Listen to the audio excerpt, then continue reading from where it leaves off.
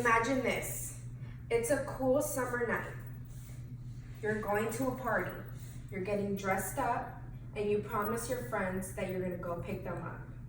You get in the car, you turn it on, and you back out of the driveway. As you're driving, you realize that you have 20 text messages from your friends.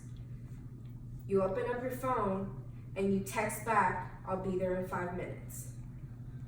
When you become conscious again, you realize you're in the hospital. Your parents tell you you've been in a car accident.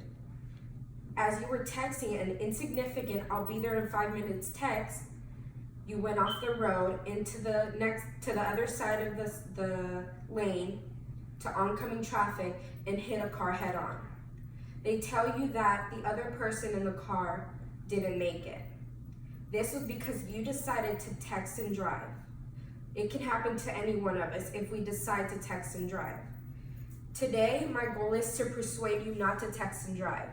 I will be talking about statistics of crashes and texting and driving in Texas. I will be talking about laws that have been enforced because of it, and I will be talking about ways to prevent texting and driving. So, what are the consequences of texting and driving? Well, 1 in 5 crashes involve distracted driving. This ratio has not changed in 3 years. In 2017, over 500,000 crashes were reported in Texas. Out of those 500,000, 19% were because of distracted driving, which resulted in over 400 deaths. Oops, sorry. This is an example of what happened because of someone who was texting and driving. This is an actual picture of what happened. If you decide to text and drive, this could be one of us.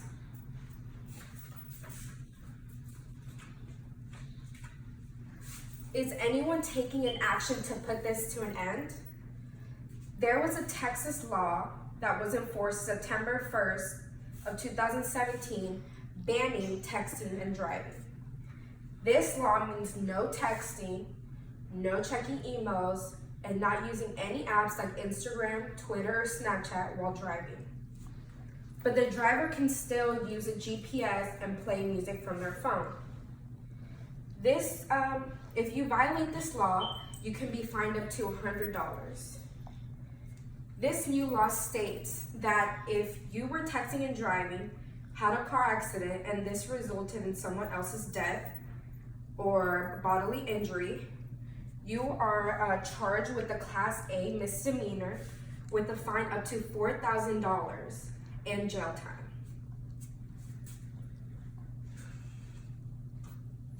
Now, also, you might see a sign when you're driving, and you've probably seen it, that says texting while driving is against the law.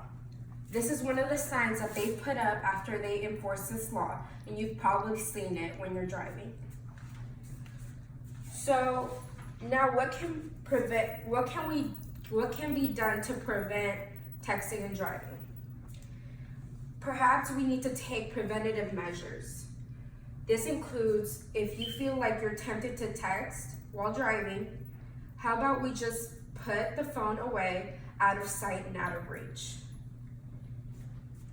Also, if you get a text message or a call that you feel is an emergency, the best thing to do is pull safely off the road, park the car, and return the call, or if you feel like you need to text back, then you can do so, but not while driving, because no one's life is worth putting at risk because you wanted to reply to a text or a phone call. Also, you can use several apps that turn off your notifications while driving. There's one app that I've looked into that's Live to Text, LIVE number 2 TXT. This helps you turn off your notifications, and it helps you basically just have your notifications turned off while you're driving.